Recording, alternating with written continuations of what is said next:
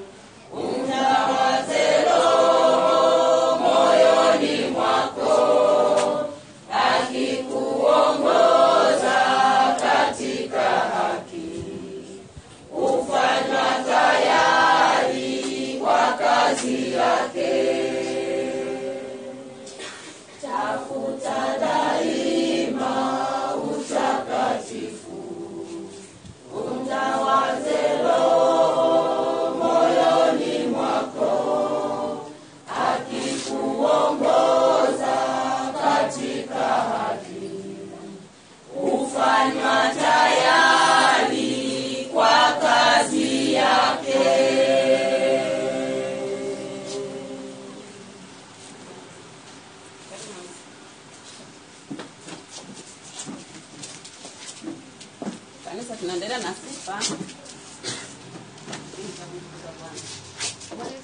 Amen.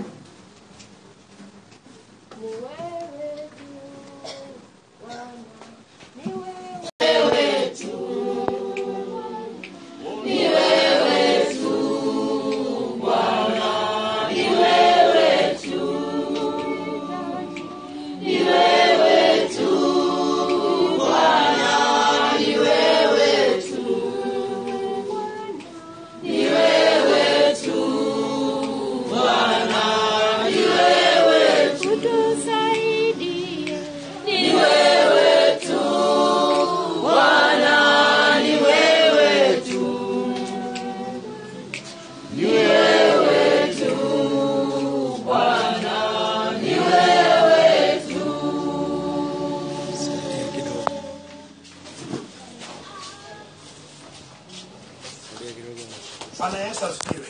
Amen. Tumpigie Bwana makofi makubwa.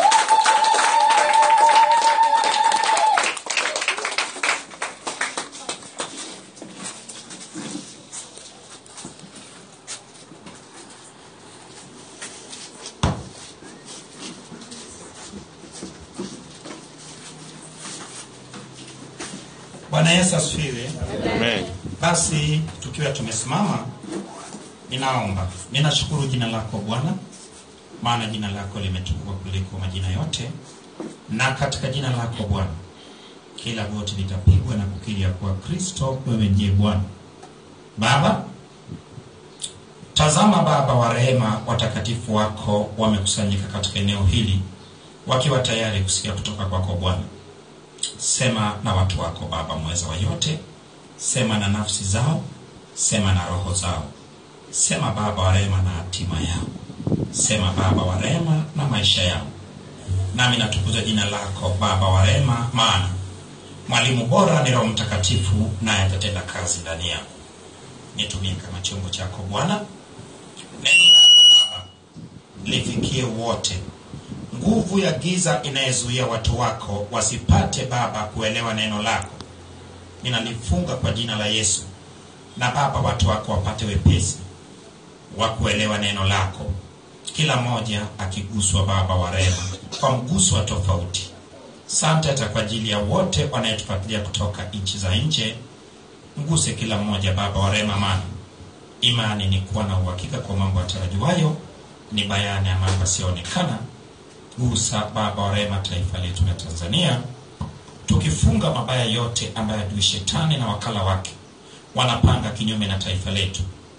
Unabii kinyume na taifa hili, mabaya ambayo shetani anapanga, wote wawe salama Baba.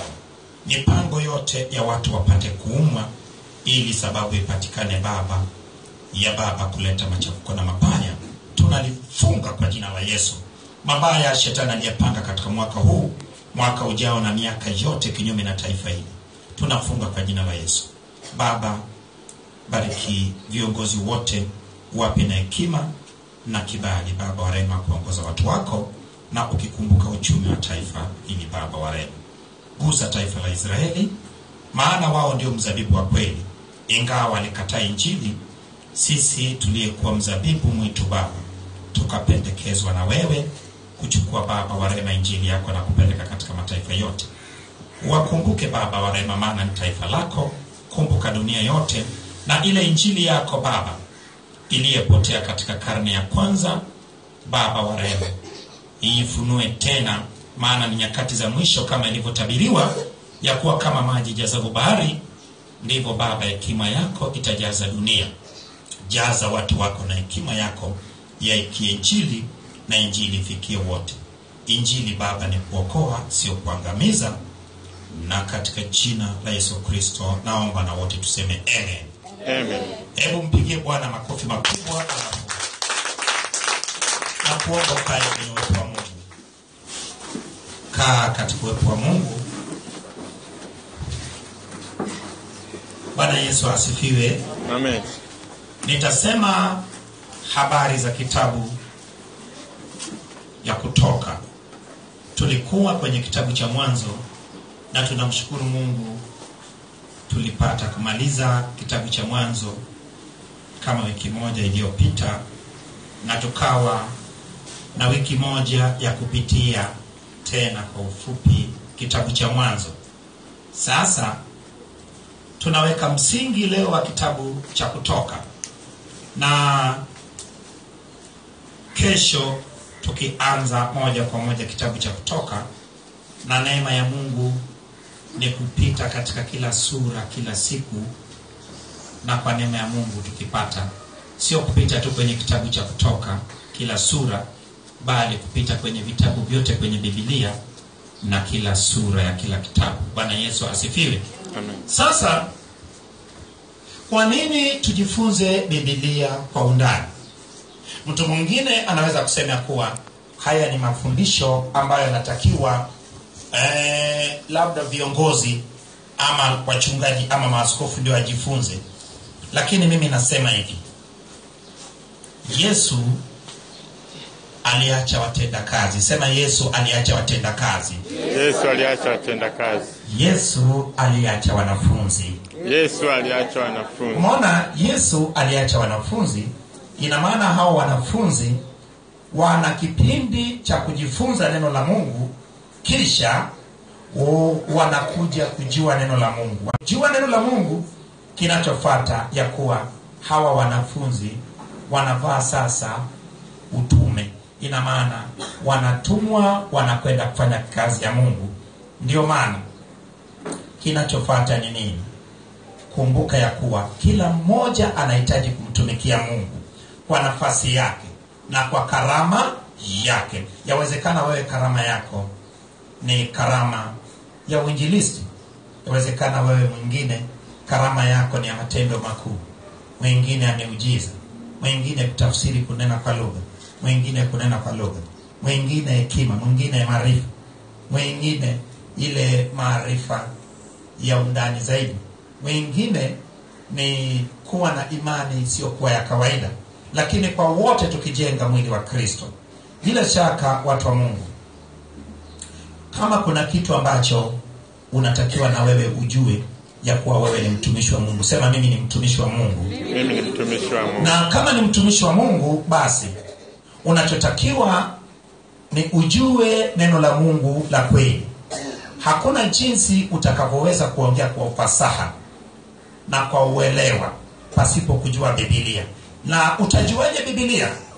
Hii ndio maana sisi wanaagizo kuu tuliamua turudi katika karne ya kwanza, wakati Yesu alipoanzisha Injili na kisha akawapa wanafunzi wake kazi hiyo, na wao wanafunzi wake wakaifanya hiyo kazi.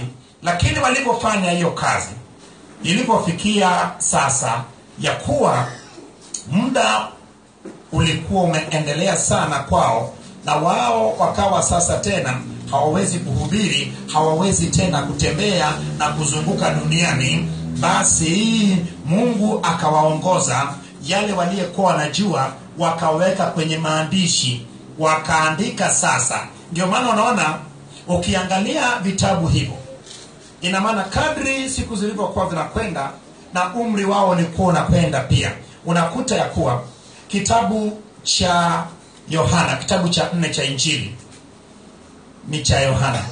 Yohana yule mwanafunzi aliyekuwa anapendwa na Kristo. Lakini Yohana hakupata kuandika vitabu alivyoandika vitabu vile 5 mapema. Yohana aliandika kitabu cha Yohana Mtakatifu, akaandika kitabu cha waraka wa kwanza wa Yohana, akaandika na waraka wa pili na wa tatu, na akakamilisha kwa kuandika kitabu cha Ufunuo. Ina maana vitabu 5 kwenye Biblia. Lakini akuandika mapema. Mapema alikuwa na uwezo wa kutembea na kuenda kila kona akihubiri, lakini alipofikia umri wake wa uzee sasa asingeweza tena kupeleka Injili, na Yohana akaishia sasa kuyaweka yale aliyekuwa anayajua kupitia muongozo wa Roho Mtakatifu, akayaweka kwenye maandiko. Ndio maana watu wa Mungu, kama kuna kitu ambacho shetani anapinga, ni wewe kukaa chini na kuanza kusoma Biblia sura baada ya sura, mstari baada ya mstari, kitabu baada ya kitabu, na agano baada ya agano. Hii ni kitu ambacho kinashinda watu wengi sana. Ni kwa sababu gani? Ukifanikiwa kusoma Biblia, maisha yako lazima ibadilike. Watu hawasomi Biblia. Mimi nimejaribu kufanya utafiti, watu wengi wanasomaje Biblia? Mtu anafungua maeneo anayejua na anayependa. Anafungua Zaburi 23. Bwana ndio mchungaji wangu, sitapungukiwa na kitu. Hapo ameshamaliza. Tunaenda kwenye Mathayo sura ya 10 mstari wa kwanza. Aita wanafunzi wake 12. So hapo unadonoa kama kuku, hapo huwezi kujua Biblia. Ndio maana utaweza kujua Biblia utakapoanza kusoma kitabu cha Mwanzo, huku ukimsii Bwana, maana ni Bwana ndiyo anayefundisha neno la Mungu.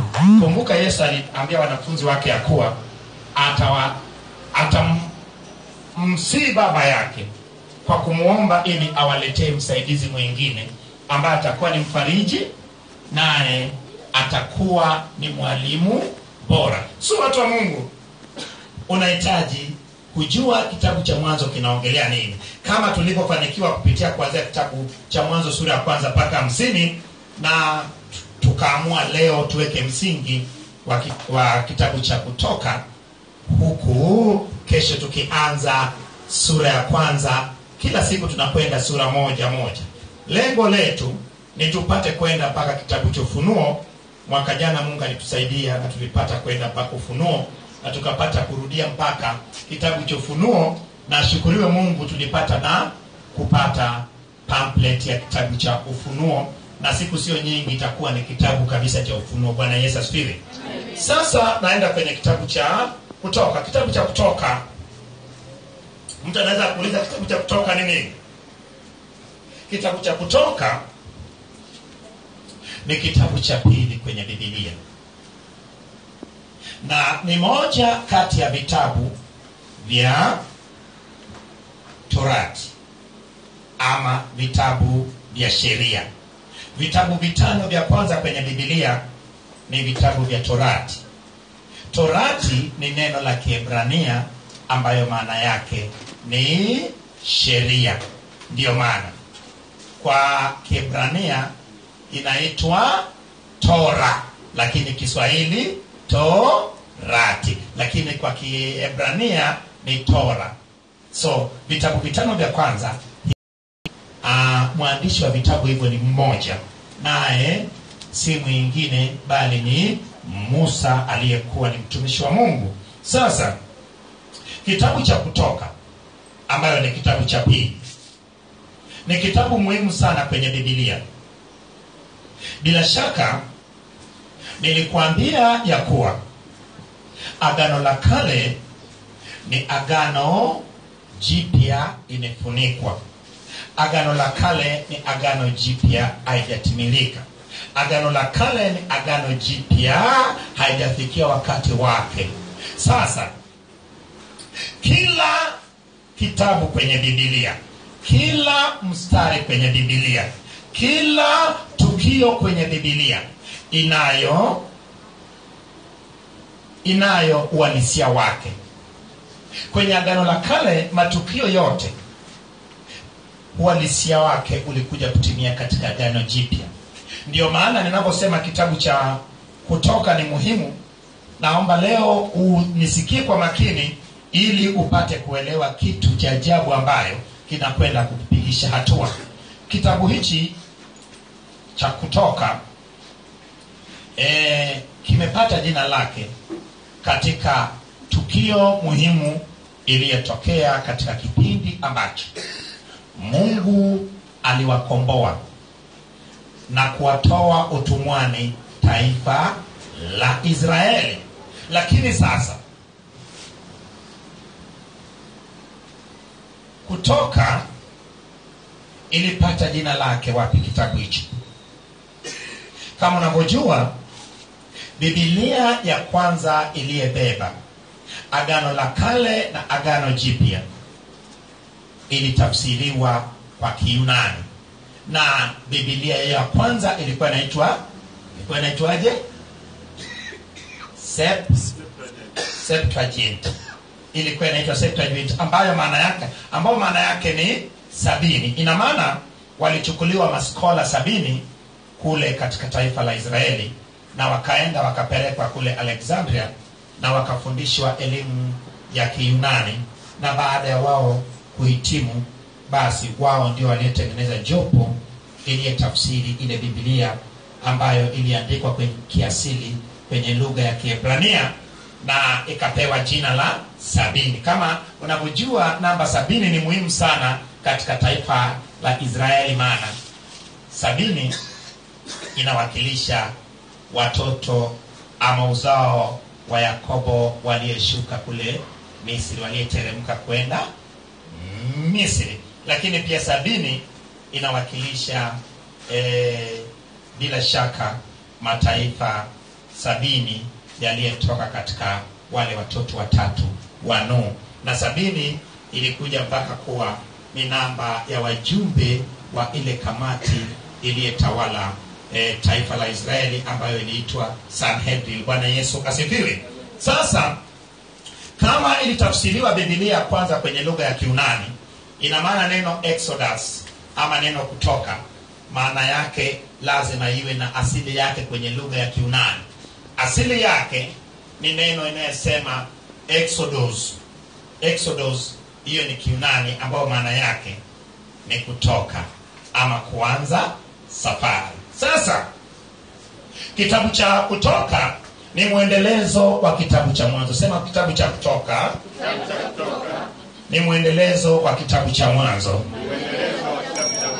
Tuliona ya kuwa kitabu cha Mwanzo ilianza na Mungu kufanya uumbaji, na anapoumba akaumba kila kitu kwa uzuri wake, hatimaye akamfanya mwanadamu kwa mfano wake na sura yake, na baadaye watu wakazidi juu ya uso wa nchi, na tukiona ya kuwa dhambi ikawa ni jambo la kawaida, Mungu akaendelea na kuifutilia mbali dhambi, lakini dhambi ikaendelea kuwepo. Lakini hatimaye Mungu katika ile harakati za kuanzisha taifa ambayo ingekuja kutoa mbegu iliye njema, ambayo ingefanya wote kuwarudi kwenye kuwa mbegu njema, baada ya mbegu kunajisika, basi Mungu anaanzisha taifa la Israeli, lakini anaianzisha kwa mtu mmoja anayeitwa Ibrahim.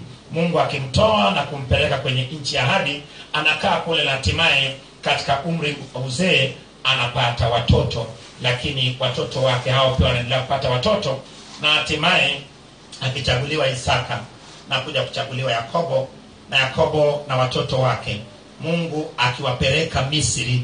Na sababu ya Mungu kuwapeleka Misri ilikuwa ni Mungu akutaka watoto wa Yakobo ambayo tayari walishapata kibali cha kutengeneza taifa takatifu ama taifa la Bwana, wabaki na kuchangamana na yale mataifa ya Kanani. Maana yale mataifa ya Kanani yalitakiwa yaje yafutiliwe mbali na nafasi yao kuchukuliwa na taifa la hili Israeli ambayo Bwana alikuwa anaitengeneza, kwa sababu mataifa hayo yalikuwa na laana ile ya Nuhu ambayo bila shaka ilitakiwa ije iwaangamize. Sasa Mungu akaamua kuwatoa wana wa Israeli katika nchi ya Kanani na kuwapeleka katika nchi ya Misri, na kwenda kuwaficha kabisa katika Goshen, mahali ambapo wasingechangamana na watu wengine. Na kama unavyojua, wa Misri ni watu ambao walikuwa wanawadharau na kuchukia sana wafugaji. Ndio maana Goshen ilikuwa ni pembezoni mwa nchi ya Misri, na hii ikiwapa nafasi ya kutochangamana na watu wengine, maana Mungu alitaka wabakie kuwa jinsi walivyo na asili yao. Ndio maana pale Gosheni ilikuwa ni kando ya mto Nile, na ikawapa nafasi nzuri ya kuwa sasa na wakulima na mifugo yao haikukosa malisho tena. Hii ikawafanya Wayahudi ama Waebrania waliyekuwa ni watu wa kutangatanga, wakitoka eneo moja na kwenda eneo lingine, wakitafuta malisho ya mifugo yao, wakitulia sasa eneo moja. Na katika miaka 400 wakatoka katika watu 70 waliyeingia pale Misri na kufikisha watu zaidi ya milioni 3.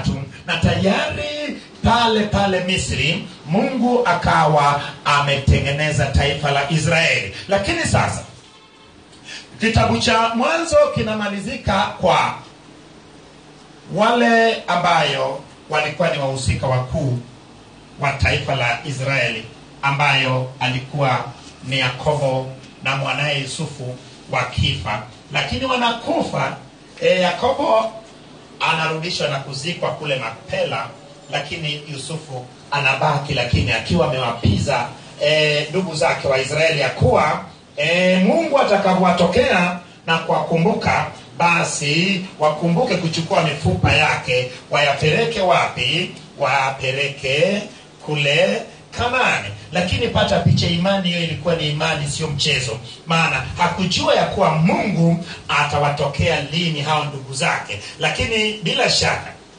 baada ya zaidi ya miaka 250 Mungu alitokea wana wa Israeli katika baada ya kumaliza miaka 430 pale Misri.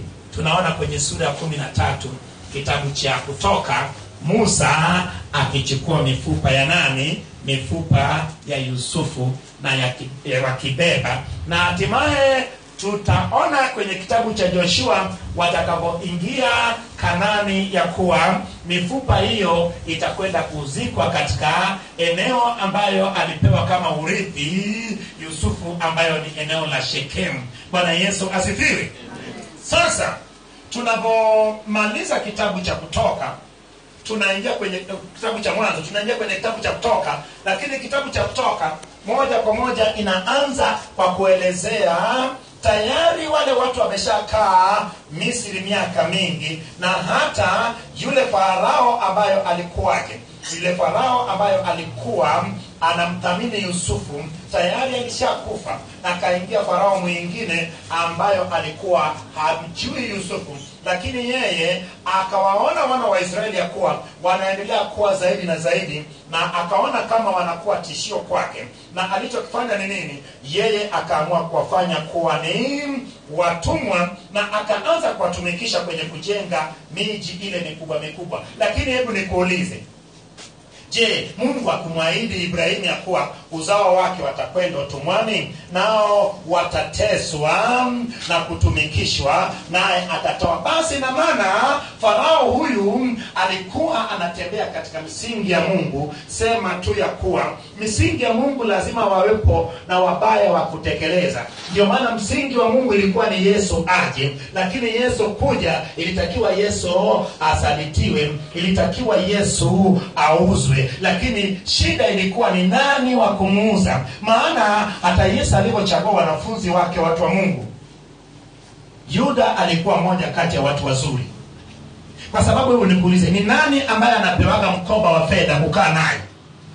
Kama kuna watu ambao waadilifu ama wanayeaminiwa sana, ni wale watu wanayekaaga na fedha za jumuiya, ama fedha za makanisa, ama fedha za huduma, ama fedha za muunganiko wa watu, ama umoja wa watu. So bila shaka huwezi kuniambia kuwa Yesu angempa mtu ambaye sio mwaminifu kuwa ndio mbebaji mkoba wa huduma yao. Ina maana Yuda katika uadilifu na uaminifu, Yuda ndiye aliyekuwa bora kuliko wao. Lakini mtu wa Mungu, mimi nasema hivi, ukisoma Biblia vizuri utapata picha ya kuwa Yesu pale katika ile mlo wa mwisho na wanafunzi wake, kilichotokea ni nini? Yesu akasema kwa mmoja kati yenu atafanya nini?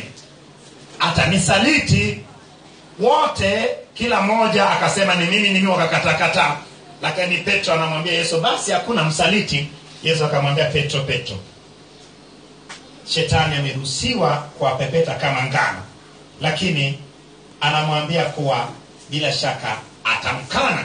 Lakini kumbuka pale ukienda chini kidogo unaona ya kuwa shetani akafanya nini? Akamuingia Yuda. Kabla shetani hajamuingia Yuda, Yuda alikuwa mzuri. Sema, shetani usiniingie. Shetani usiniingie. Ili niwe kama Yuda. Yuda hakuwa mbaya tangu mwanzo. Yuda alikuwa ni mbaya pale ambapo shetani alimuingia. Lakini pia pata picha kuwa Yuda aliomba toba. Lakini shida ya Yuda ni moja. Dhambi ambayo ilimkamata Yuda ni kujiua. Lakini hakurudisha fedha. Na akasema kabisa, nimetenda dhambi. Hakusema? Alisema, lakini kosa lake ina maana kwenda kujiua. Vinginevyo Yuda asingekufa, angekuwa pamoja na wale wanafunzi. Lakini kumbuka, kwani wakina Petro hakumkana? Wanafunzi wote wakukengeuka. Walikuwa wapi wakati Yesu alikuwa anajaribishwa pale kwenye baraza la Sanhedrin? Walikuwa wote wameingia mitini, wamekimbia. Ina maana wote walikengeuka. So kama kuna toba, basi wote walitakiwa wawe na toba. Lakini kumbuka ya kuwa kilichokuwa kinatokea kilitakiwa iwe ndio ukombozi ya wao. Sasa watu wa Mungu, tunaona tayari watoto wa Yakobo wameshaongezeka na wamefikia kiwango cha kuwa ni taifa. Umejua watu zaidi ya 3 milioni kwa kipindi hicho walikuwa ni watu wengi sana. Ingekuwa kama sasa hivi, ina maana ingekuwa watu wengi kupitiliza. So katika hiyo miaka 430 wakawa wamekuwa watu wengi sana. Maana kumbuka ya kuwa mazingira ilikuwa ni nzuri kwao, maana hakuwa na tangatanga, alafu alikuwa sehemu moja, walikuwa napata chakula, walikuwa hawana mapungufu. Na kumbuka wao kwa wao wakaendelea kuoana na kuzaana. Hatimaye mpango wa Mungu unakuwa sasa muda wake umefika. Ndio maana mimi nasema hivi, Mungu aliruhusu kuteswa kwa wana wa Israeli ili wafanye nini? Ili wao wapate kuichukia pale Misri na waanze kukumbuka kule walikotoka. Na nasema hivi, kitabu cha Kutoka ni kitabu ambacho ni muhimu sana. Maana kwenye vitabu vya Agano la Kale, kitabu cha kwanza ambayo imeongelewa ukombozi ni kitabu cha Kutoka. Sema kitabu cha Kutoka. Imeongelewa ukombozi. Umejua ukombozi ni nini? Ukombozi ni nini? Nakupa picha ili uone kitabu hicho jinsi ambayo ni kitabu muhimu ambayo hitimizo yake ni kazi iliyomleta Yesu. Mungu aliwakomboa wana wa Israeli kutoka utumwani Misri. Lakini ukombozi ni nini? Ukombozi ni kuwekwa huru kupitia gharama iliyolipwa. Ukombozi ni kuwekwa huru kupitia gharama iliyolipwa. Ukombozi wa wana wa Israeli kutoka Misri iliwakilisha ukombozi wa sisi kutoka katika dhambi na katika utumwa kutumikishwa na shetani. Kama unavyojua, Misri iliwakilisha utawala wa giza kwa sasa hivi, na Farao aliwakilisha shetani. Kumbuka ya kuwa Farao kichwa chake kilikuwa na kofia nini? Kofia ya nyoka ya cobra. Ile kofia aliyekuwa anavaa ilikuwa inawakilisha cobra. So bila shaka Farao aliwakilisha joka. Bwana Yesu asifiwe. Sasa ukombozi ya wana wa Israeli kutoka Kanani, kutoka Misri kwenda Kanani ni sawasawa na ukombozi ya mwana wa Israeli wa ulimwengu wa kiroho kutoka dhambini kwenda katika uzima wa milele. Bwana Yesu asifiwe. Na safari ya wana wa Israeli kutoka Misri kwenda Kanani ni sawasawa na safari ya mtu aliyookoka kutoka dhambini na kwenda katika uzima wa milele. Bwana Yesu asifiwe. Sasa ukombozi nimekuambia ya kuwa ni kuwekwa huru, lakini kutokana na gharama iliyolipwa. Bwana Yesu asifiwe. Sasa kwenye Biblia yapo vitabu vingine ambayo lengo lao inaongelea ukombozi kama kitabu cha Kutoka. Kitabu kingine ambayo kimeongelewa ukombozi ni kitabu cha Isaya. Kama unapojua, nabii Isaya aliongea wakati taifa la Israeli ilipokuwa Yuda tayari ilikuwa inaelekea kutekwa na Wababeli, na aliongelea habari za taifa la Yuda kwenda utumwani, lakini pia wakija kufanywaje baadaye kuja kukombolewa. Sasa lengo mama ya Isaya, nabii Isaya na kitabu chake cha Isaya ilikuwa ni ukombozi. Ukisoma kwenye Isaya 43 mstari wa kwanza, hebu soma Saganda ili tuepate kwenda na jaribu kukuelezea hili swala la ukombozi ili uone ya kuwa kumbe kitabu cha Mwanzo inapoongelea ukombozi, na bila shaka ilikuwa ni picha ya ukombozi ambayo Kristo angeleta. Bwana Yesu asifiwe. Isaya 43 kuanzia mstari wa kwanza. Lakini sasa Bwana aliyekuhuluku Yakobo, yeye aliyekuumba Israeli, asema hivi: usiogope, maana nimekukomboa. Nimekuita kwa jina lako, wewe u wangu. Upitapo katika maji mengi, nitakuwa pamoja nawe, na katika miito haitakugarikisha. Uendapo katika moto, hautateketea, wala mwali wa moto hautakuunguza. Maana mimi ni Bwana Mungu wako, Mtakatifu wa Israeli, Mwokozi wako. Nimetoa Misri kuwa ukombozi wako, nimetoa Kushi na Seba kwa ajili yako. Bwana Yesu asifiwe. Tayari Mungu anasema kuwa yeye amemkomboa Yakobo. Sasa maana nilikwambia vitabu 39 vya Agano la Kale vinaongelea taifa moja. Sema vitabu 39 vya Agano la Kale vinaongelea juu ya taifa moja. Na hili taifa ni taifa la Israeli. Kwa nini inaongelea taifa la Israeli?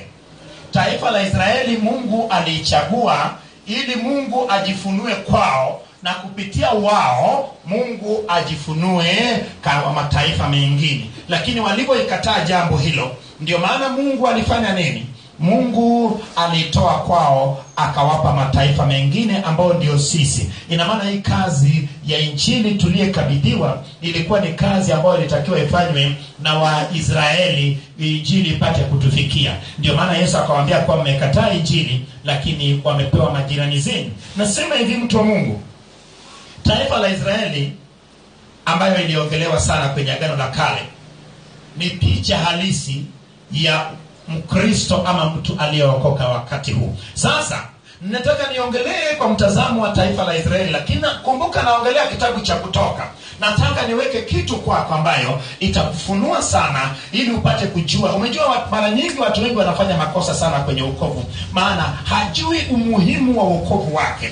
Hajui ya kuwa nini kilichofanyika, ni gharama gani iliyolipwa mpaka yeye akapata kukombolewa. Umejua ipo gharama ambayo ililipwa kule Misri. Nimekuambia ukombozi ni kuwekwa mtu huru, lakini kutokana na gharama iliyolipwa. Ina maana lazima tupate kuona ya kuwa gharama hiyo iliyolipwa Misri mpaka wakatoka utumwani ilikuwa ni nini, na gharama gani iliyolipwa kwetu sisi mpaka tukapata kutoka dhambini. Unapopata kulinganisha mambo haya ama kuyawianisha, alafu kupata kuelewa, hii inapata kukufanya wewe utoke kwenye mchezo, utoke kwenye kuchukua wokovu kama ni lele mama, kuchukua wokovu kama ni mchezo, bali utajua umuhimu wa wokovu na kazi kubwa iliyofanyika. Mara nyingi hatujafundishwa kuhusu gharama iliyolipwa.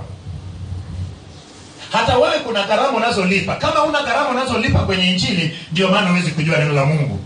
Lazima uwe na gharama, maana kujua neno la Mungu lazima utenge muda wa kusoma Biblia angalau hata kila siku. Utenge muda wa kutafakari neno la Mungu. Utenge muda wa angalau hata kwenda magotini. Ni ngumu sana, maana watu wanakimbizana na maisha, lakini pia mambo mengi nayo yanazonga maisha ya watu. Lakini kwa wakati huo pia unahitaji kutenga muda kwa ajili ya kulipia gharama ya kupata kukaa vizuri kwenye neno la Mungu. Bwana Yesu asifiwe. Lakini nasema hivi, tukianza kwenye taifa la Israeli wakati huu wako Misri. Kumbuka taifa la Israeli linaanzwa. Linapoanzwa taifa hilo ilitoka Misri. Ilitokaje Misri? Mungu kama mkombozi, tumeona Mungu ni mkombozi kwenye Isaya 43 mstari wa kwanza, akisema yeye ni mkombozi wa Yakobo, maana alimchagua na akamkomboa. Lakini kumbuka Mungu ni mkombozi wetu kupitia mwanae wa pekee Kristo Yesu, ambayo akatoa damu yake ya thamani, akamwaga damu yake ili mimi na wewe, akatoa uhai wake ili mimi na wewe tupate kufanya nini? Tupate kutolewa katika utumwa wa dhambi. Maana sisi tulipata kurithi dhambi kutoka kwenye tangu tulipozaliwa, maana baba zetu walitenda dhambi nao wakapungukiwa na utukufu wa nani? Wa Mungu. Bwana Yesu asifiwe. Sasa taifa hili ilitoka kwa gharama gani? Taifa la Israeli ilitoka kwenye gharama ya kuharibiwa taifa la Misri na kuwa nyang'anyang'a. Bwana Yesu asifiwe. Hiyo ndio gharama ambayo iliwatoa wapi? Iliwatoa Misri. Unapoongelea gharama hiyo, unaongelea yale mapigo 10. Unaongelea pigo lile la nini? Pigo la maji kugeuka na kuwa damu. Baada ya maji kugeuka na kuwa damu, kinachofuata ina maana samaki walikufa. Unaenda kwenye pigo la nini? Ya vyura. Ukitoka unaenda kwenye pigo la nini? La chawa. Unaenda kwenye pigo la mainzi. Unaenda kwenye pigo la tauni. Na kila pigo iliwacha madhara pale katika taifa la Misri. Pigo la 6 ni pigo la nini? La majipu. Kila mtu pigo hilo lilimpiga, paka na mfalme mpaka na waganga wakasema huo ni mkono wa nani? Mkono wa Bwana. Ikaenda kwenye pigo la 7 ambayo ni mvua ya mawe. Mvua ya mawe iliharibu mimea na mazao. Ukitoka hapo unaenda kwenye wale nzige. Nzige ikamalizia palipobaki. Baada ya hapo ikaja ni giza nene siku 3 kwenda kwa kupapasa. Alafu pigo la 10 na iliyofunga kazi ilikuwa ni vifo vya wazaliwa wa kwanza, kuanzia kwa mfalme hadi yule anayekaa chini akisaga. Vifo vya wanadamu na mifugo. Pata picha kwa nchi ile ilibaki katika hali gani. Mungu akaiharibu nchi ili wana wa Israeli wasanganganie kubaki pale Misri. Maana wangetokaje wakati Gorsheni ilikuwa inatoa matunda? Wangetokaje wakati Gorsheni ilikuwa ukilima unavuna sana? So ikabidi sasa gharama ya kulipa Misri ilikuwa ni yale mapigo. Bwana Yesu asifiwe. Lakini tukaona kuwa sisi ni wana wa Israeli, lakini katika Agano Jipya kila aliyeokoka ni mwana wa Israeli, lakini kiroho sio kimwili. Ndio maana na wewe ipo gharama ambayo ililipwa kwako katika ukombozi wako. Kristo alikukomboa wewe kwa damu yake, tena damu ya thamani. Na sisi wote tulikuwa wa dhambi. Bwana Yesu asifiwe. Sasa mtu wa Mungu, hebu tusome Kristo alitukomboa.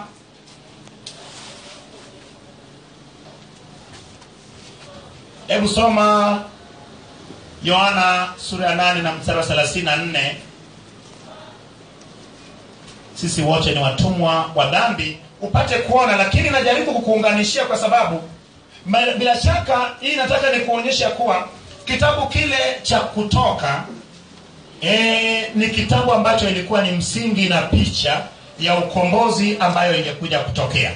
Jinsi walivyotoka katika utumwa kule ya mateso, ndivyo na sisi tumetoka katika utumwa wa dhambi. Na maana wote ukipata soma kwa jina la Yesu Yohana sura ya 8 mstari wa 24.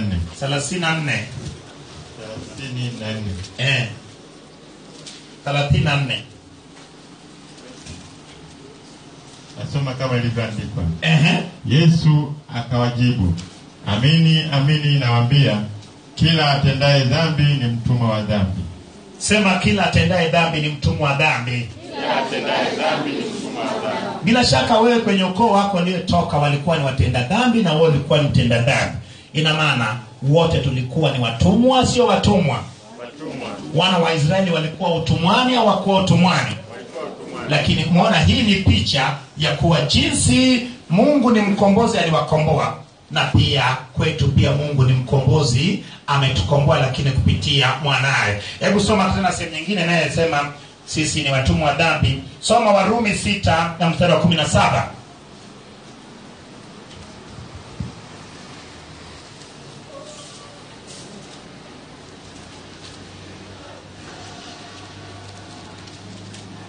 Warumi sura ya 6 17 mstari wa 17. Lakini Mungu na ashukuriwe, kwa maana mlikuwa watumwa wa dhambi, lakini mliitii kwa mioyo na mkawa watumwa. Narudia.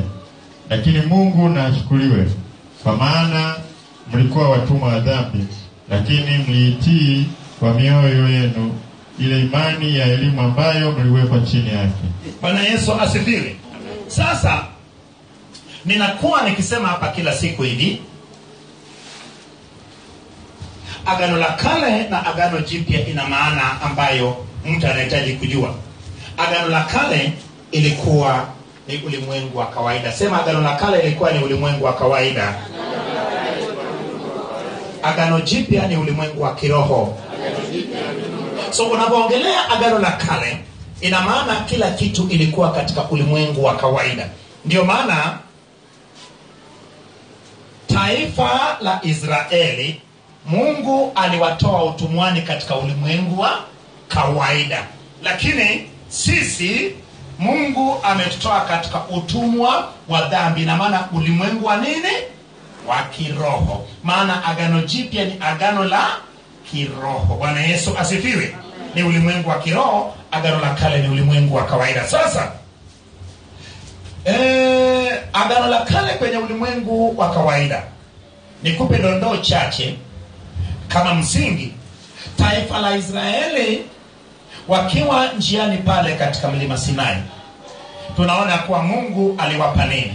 Mungu aliwapa sheria na amri. Pata picha kuwa tayari taifa lazima iwe na nini?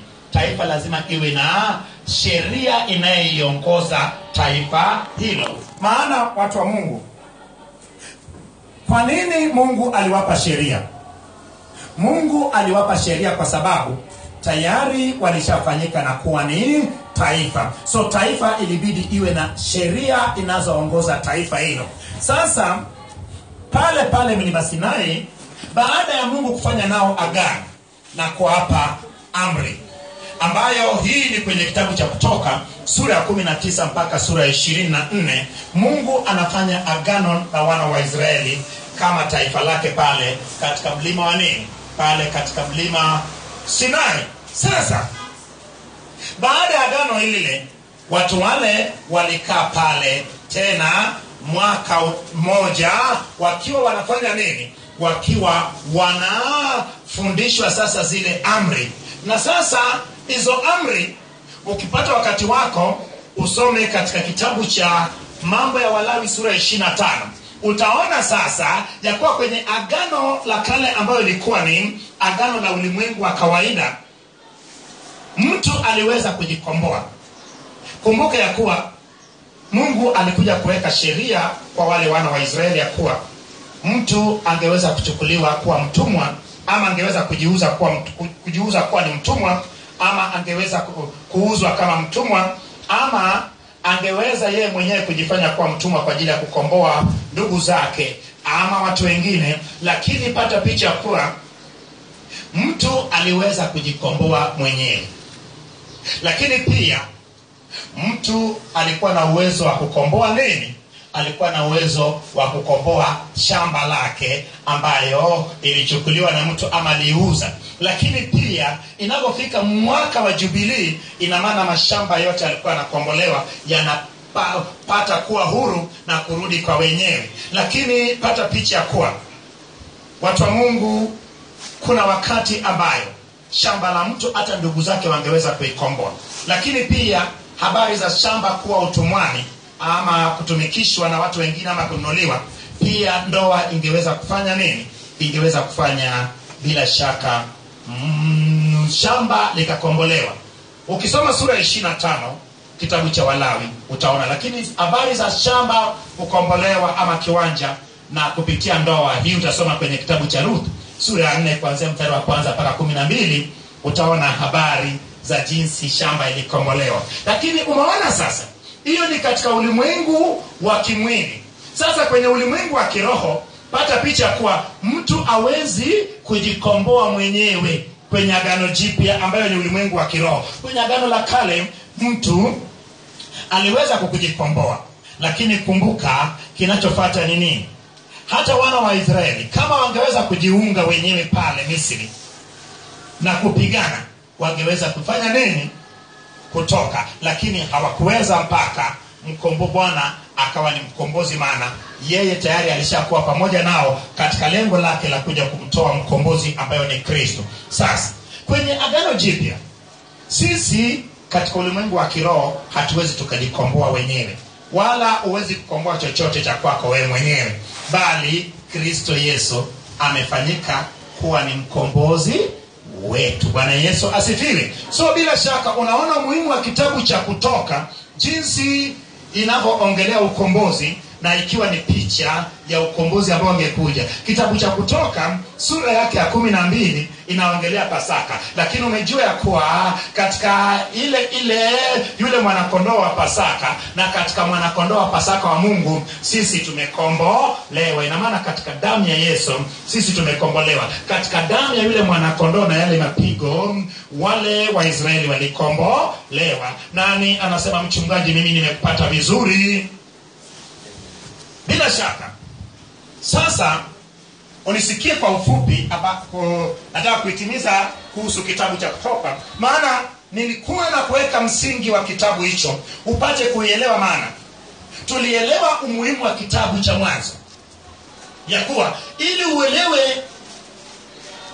asili na mwanzo wa kila kitu hapa duniani, lazima ufanye nini? Lazima uende katika kitabu cha Mwanzo. Lakini ili uelewe habari za ukombozi, redemption, lazima uende kwenye kitabu cha Kutoka, ambayo huo ndio msingi wa ukombozi wote ambao tunaiona sasa hivi Yesu akiwa amekamilisha. Na maana ukombozi ulikuja kukamilika katika Kristo Yesu, lakini Yesu Kristo alikuwa ni mbegu njema iliyetoka katika taifa iliyoandaliwa, taifa la Israeli, naye akapata kutufikia. Ingawa msingi wake wa Israeli waliharibu, lakini kumbuka Mungu hatimaye akafanya agano na sisi ambayo ni agano jipya ambayo ilitakiwa baada ifanye na taifa la Israeli alafu tufikie sisi. Sasa kitabu cha Kutoka, nisikilize kwa ufupi alafu mimi nitakuwa naikamilisha. Maana bila shaka ukijua umuhimu wa kitabu cha Kutoka, tutakapokuwa tunaenda kila sura, tutakuwa tunaenda kila sura, lakini pia tukiangalia, tukifanya reference kwenye agano jipya. Lengo letu ni tuelewe ya kuwa sisi, je, tuko katika eneo gani? Sisi tuwekwe wapi? Je, tuwekwe kwenye ile Kutoka? Kuna wengine ambao wamewekwa kwenye Kutoka bado, lakini inatakiwa sisi tuwekwe kwenye Kutoka. Inatakiwa sisi tujue ile msingi ambayo ni, umejua unaposoma kitabu cha Kutoka unaona ukombozi wa taifa la Israeli katika ulimwengu wa kawaida. Hiyo ni agano jipya. Ukombozi katika ulimwengu wa kiroho imefanywaje? Bado imefunikwa, maana bado ilikuwa haijakuwa timilifu mpaka alipotokea Kristo na kukamilisha kazi ya ukombozi. Hapo ndipo sasa tunasema kuwa kwenye agano jipya, ina maana ile agano la kale sasa imefunuliwa. Sasa umeona, tunaelewa kabisa nini? Tunapata kuelewa habari ya ukombozi ule, ya kuwa kumbe ilikuwa inatuhusu, lakini ile ilikuwa ni picha la kitu ambacho kingekuja baadaye. Lakini kwa sasa hivi imeshakuja tayari, tumeshaipokea, iko pamoja nasi. Lakini je, bado tuyaishi agano la kale? Hapana, tuishi agano jipya, maana agano jipya ni ukamilifu wa agano la kale. Bwana Yesu asifiwe. Sasa kitabu cha Mwanzo, Kutoka, kitabu cha pili, na mwandishi wake ni Musa. Lakini sasa tujueje mwaka uliandikwa kitabu cha Kutoka? Maana hapo haijaandikwa. Tukifanya hesabu, maana sisi tulisema ya kuwa tutatumia Biblia kutafsiri nini? Kutafsiri Biblia. Tutafanya hesabu zetu. Tukienda kwenye kitabu cha Wafalme wa Kwanza na sura ya 6, ukianzia mstari wa kwanza utaona ya kuwa ilikuwa ni wakati wa utawala wa Suleimani, lakini katika mwaka wake wa 4, na hapo tayari ilikuwa ni miaka 480 tangu walipofanya nini? Tangu walipofanya nini? Walipotoka Misri. So tukitaka kujua kuwa ni mwaka gani, tunaangalia kuwa mwaka huo ulikuwa ni mwaka gani. Huo mwaka wa 4 wa utawala wa Suleimani ulikuwa ni mwaka wa 966. Ina maana Suleimani alianza kutawala katika mwaka wa 960 na ngapi? Mwaka 670. Ina maana miaka ilikuwa inafanya nini? Inashuka chini. Ina maana tayari alikuwa ni mwaka wake wa 4 wa utawala. Maana ukijumuisha miaka 4 katika ule mwaka wa 966 unapata 970. Lakini sasa 966 ndio mwaka ambayo ilikuwa ni miaka 480. Sasa tunachotakiwa tufanye ni nini? Hebu nijumuishie miaka 966 ujumuishe na miaka 480 ili tuone ya kuwa ni mwaka wa 1000 na ngapi ambao wana wa Israeli walitoka Misri. Tunahitaji kuifanya practically kwa sababu watu wa Mungu lazima tutumie Biblia kutafsiri nini? Biblia. Ukijumuisha unapata ngapi? 1446. Je, hatakuwahi kusema hivyo? Huo ndio mwaka ambao wana wa Israeli walitoka Misri, na ukitoa miaka 40 ina maana katika mwaka wa 1406 walikuwa wamefika Kanaani. Na maana miaka 40, ina maana unatoa miaka 40 kwenye 1446 unapata kuwa katika mwaka wa 1406 walifika Kanaani. Bwana Yesu asifiwe. Sasa kuandikwa kwa kitabu cha Kutoka tumepata ya kuwa ni mwaka wa 1446. Na kumbuka ya kuwa kitabu hicho kiliandikwa wapi? Kitabu hicho kiliandikwa wana wa Israeli wakiwa njiani wanaelekea Kanaani, na iliandikwa pamoja na vitabu vingine vinne vile, kwa jumla vitabu 5, na maana viliandikwa kwa wakati mmoja. Na nani? Na Musa. Na kitabu hicho ina sura 40. Bwana Yesu asifiwe. Lakini tunaigawa mara 3. Tunaigawa mara ngapi? Tunaigawa mara 3. Ina maana tunaigawa kuanzia sura ya kwanza mpaka sura ya 13. Hapo ni wana wa Israeli wakiwa utumwani Misri, wakiteseka na kutoka pale. Lakini sehemu ya pili ni sura ya 14 mpaka 14 mpaka 10 ngapi? Mpaka 18, ambao wanakuwa wanafika katika mlima Sinai. Alafu sehemu ya 3 itakuwa ni wakiwepo mlima Sinai pale, ambayo ni kuanzia sura ya 19 mpaka sura ya 40, wakiwepo pale wameweka kambi, na waliweka kambi mpaka walipomaliza miaka 2, na ndipo sasa wakitoka. Ina maana mwaka wa pili inapopisha, ina maana wanakuwa wanaanza safari ambao tutakuwa tumefika kwenye kitabu cha Hesabu. Kwenye kitabu cha Hesabu inafanywa sensa ya kwanza, alafu inapigwa baragumu, alafu safari inaanza. Sasa mtu wa Mungu, tutaisomaje kitabu hichi? Ninataka ya kuwa kesho tunapopitia kitabu cha Kutoka kuanzia sura ya kwanza, wewe hakikisha leo umesoma kitabu cha Kutoka, soma na kurudia na kupata kuielewa. Alafu kija kesho tukipitia sasa, itakuwa ni jambo jepesi. Na jinsi Mungu alivyoturudisha kwenye kitabu cha Mwanzo, kumbuka ya kuwa kama kuna kitu kinachoitwa ukombozi, sasa unakwenda kukombolewa kwenye, yawezekana wewe uko katika utumwa wa magonjwa, yawezekana wewe uko katika utumwa wa nini?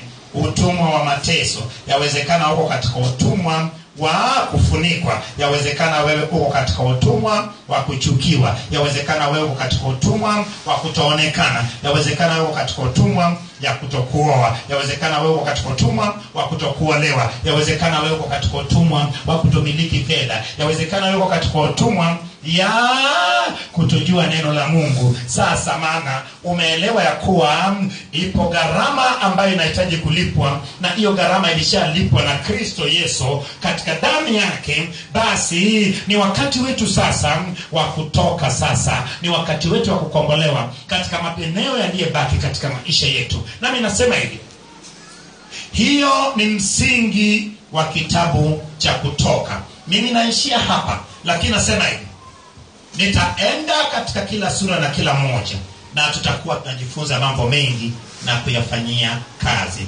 Ni Mungu alisema tuweke msingi huu ili tunapopitia kitabu cha Kutoka ujue picha yake. Lakini sasa ukamilifu wake nitakuwa na kuonyesha kila sura, lakini katika Agano Jipya. Nani mwenye swali kabla sijaomba? Nani mwenye swali kabla mimi sijaomba? Nataka mimi niombe. Mambo ya kujifunza kwenye kitabu cha Kutoka, tutakapopita kwenye kila sura ndipo tutaona kila sura tumejifunza nini. Lakini hii ni msingi wa kitabu cha Kutoka. Bwana Yesu asifiwe. Nani mwenye swali kabla sijaomba? Anybody with any question kabla sijaomba? Nahitaji kuomba ili neema iwe pamoja nawe ya kusoma Biblia. Kuna watu wengi ambao wanasikia tu tunaposoma hapa, lakini nyumbani hawezi kusoma. Mtu wa Mungu, soma Biblia. Kama huwezi kusoma Biblia na kuelewa, basi wokovu itakushinda. Maana utapepetwa kama ngano. Mimi nasema utapigwa danadana kama mpira wa mguni. Maana mtu anayejua neno la Mungu huwezi kumdanganya. Na sio kujua neno la Mungu kujua mistari. Nataka ujue neno la Mungu yani kwa uhalisia wake, alafu na picha yake na maana yake. Ujue neno jinsi lilivyo. Nasema hivi, ulimwengu wa kawaida, mtoto mdogo anapozaliwa, huwa mtoto mdogo aanze kujifunza kwa kutaka kujua maana ya vitu. Mtoto mdogo huwa anajifunza maneno yenyewe, kila kitu jinsi lilivyo. Mama ni mama, baba, dada. Lakini ukumuuliza dada ni nani? Dada. Mama ni nani? Mama.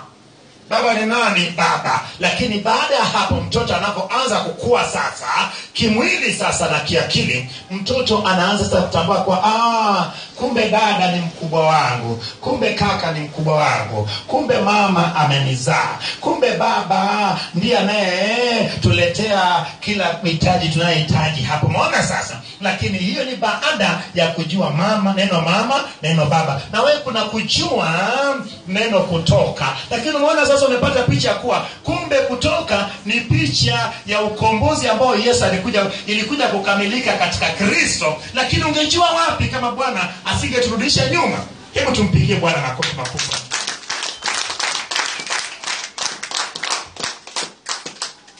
Kumbuka baadaye kusoma sura la kwanza. Kesho soma sura ya pili. Na maana kesho kutwa ndio tunaingia kwenye sura ya pili, lakini wewe kesho umeshaisoma na kuifanyia kazi. Bwana Yesu asifiwe. So lengo letu ni tujue neno la Mungu, na neno la Mungu ibadilishe maisha yetu kabla haijabadilisha maisha ya watu wengine. Neno la Mungu inakosa kubadilisha maisha ya watu kwa sababu haijui jinsi ilivyo, hajui na maana yake. So mtu mwingine naye hakuijua jinsi ilivyo katika ukawaida wake, akaenda moja kwa moja kujua maana yake. Huwezi kuniambia unajua maana ya neno kitabu cha Kutoka kama huwezi kuniambia sura ya kwanza inaongelea nini, sura ya pili, ya tatu mpaka ya 40. Alafu nasema mchungaji, mimi naweza ninajua maana yake. Nitakwambia unanidanganya.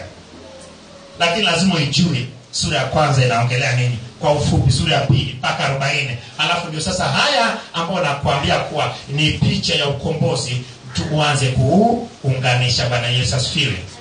Nani mwenye swali kabla sijaomba?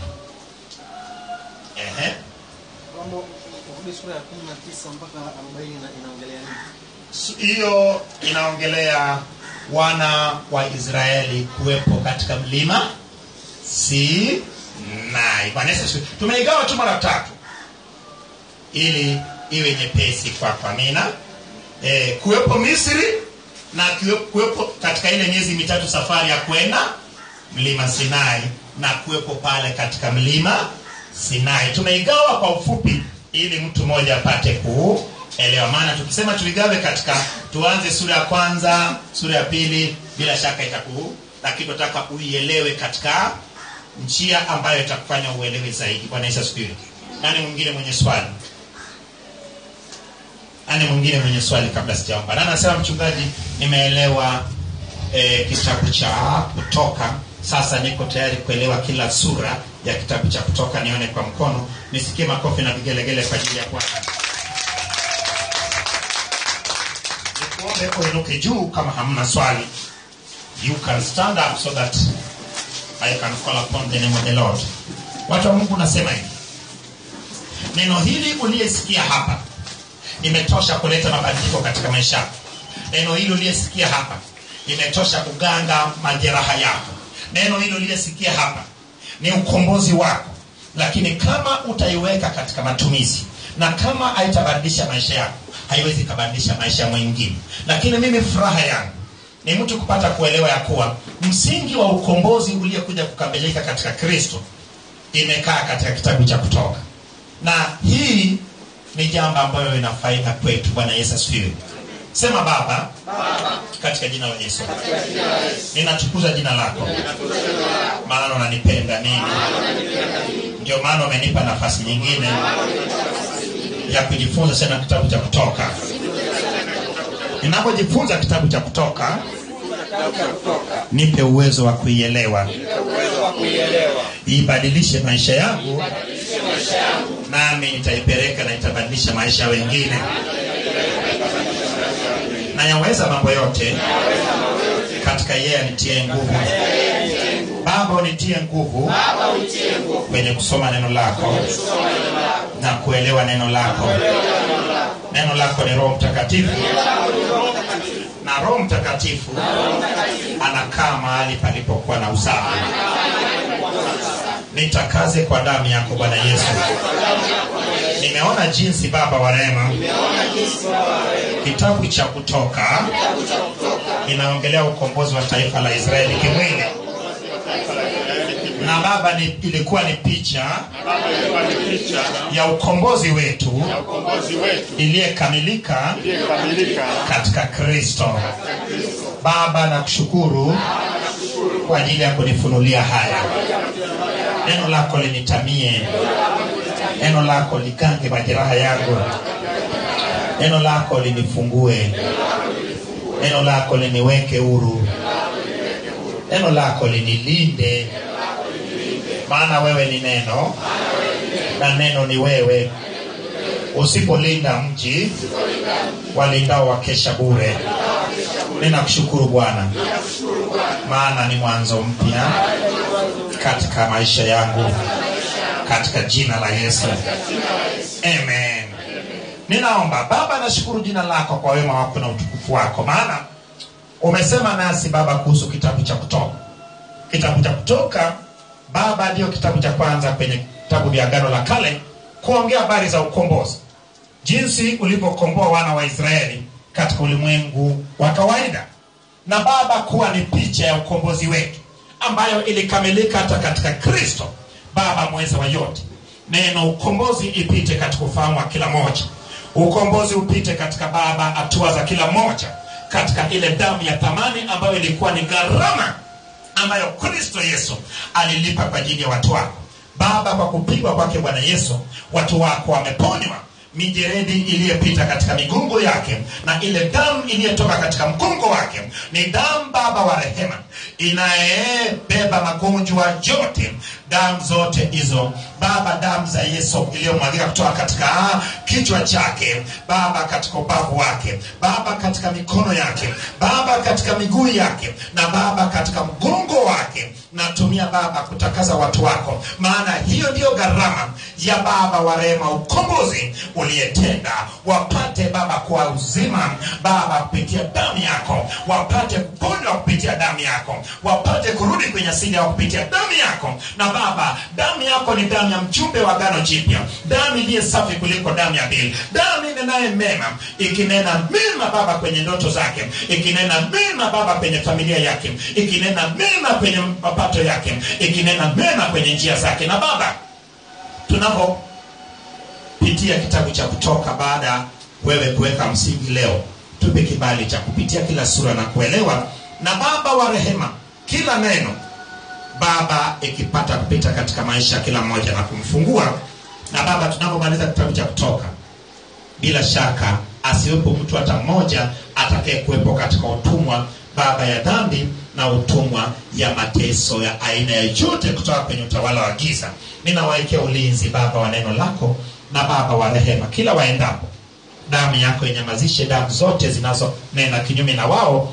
Damu yako inene mema katika kila eneo la maisha yao. Baba, watu hawa uwabariki katika gharama ya damu uliyomwaga, na katika jina la Yesu Kristo naomba, na wote tuseme amen. Amen. Pigia Bwana makofi makubwa